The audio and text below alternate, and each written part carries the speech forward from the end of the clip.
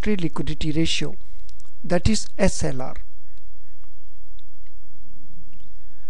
Banks are the institutions that accept deposits for the purpose of lending and investment.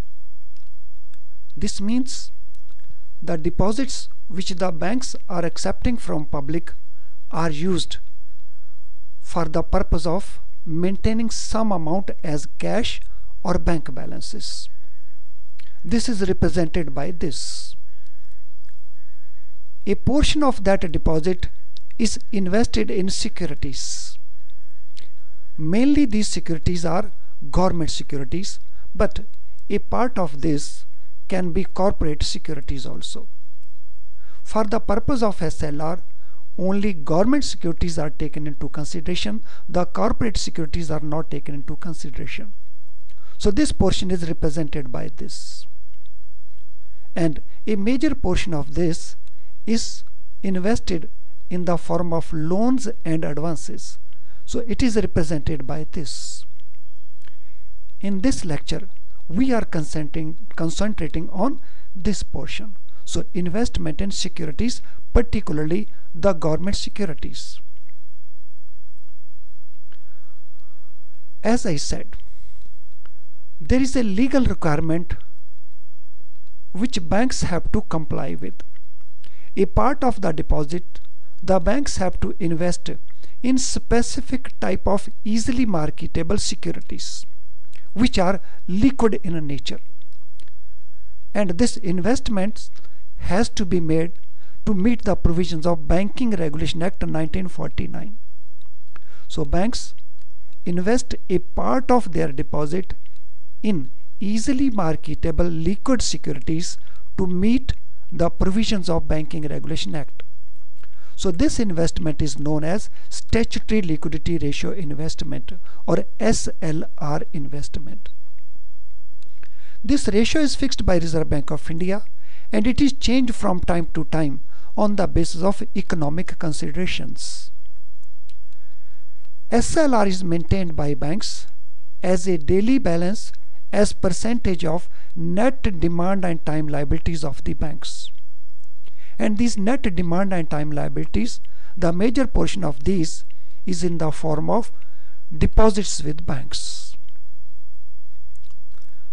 Now, the investment for SLR purpose has to be made in specific type of securities. Now let us see what these investments include. First, banks can invest this money as cash balance or balances with other banks. But this will not generate any income for the banks, whereas banks have to pay interest on the deposit. So they cannot maintain the entire amount in this format. Now second option with the banks is invest in gold. Investment in gold, it will also not yield any income to the banks. On the other hand, there can be wide fluctuation in the price of gold, and that may result into loss to the banks. So the third alternative to banks is invest in approved government securities, which are called unencumbered approved government securities. So investment in these securities earns interest income for the banks. So major portion of this investment is made by banks in these securities. As regard rate of interest, the rate of interest on these securities varies from time to time according to type of investment, and it keeps on changing. If a bank fails to maintain SLR, it has to pay interest to Reserve Bank of India. For example, how SLR will be maintained? Let us assume amount of net demand and time liabilities is 10,000 crores. Let us assume that Reserve Bank of India has fixed the rate of 23% to be maintained in the form of these investment by banks. So in this case, the amount of investment to be made as SLR investment will be 2,300 crore rupees. Now, what is the impact of change in SLR? So whenever SLR is reduced, It changes the funds deployment pattern.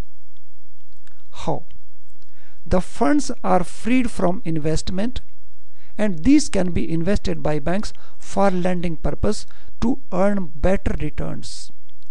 So whenever SLR is reduced, the funds deployment pattern of the bank, the funds which were invested in investments, they are freed, and to that extent they can be invested in loans and advances, and loans and advances, they give better returns compared to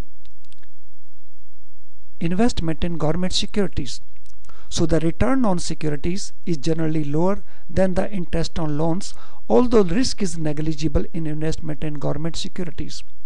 So government securities carry lower interest, and they are also very liquid in nature. Liquid means they can be sold and purchased anytime easily. Thank you friends for watching this video. I hope you have been benefited. In case you want to see more videos or you want to have any information about banking related issues, please call us or send us email, or you can log in our website. Thank you once again.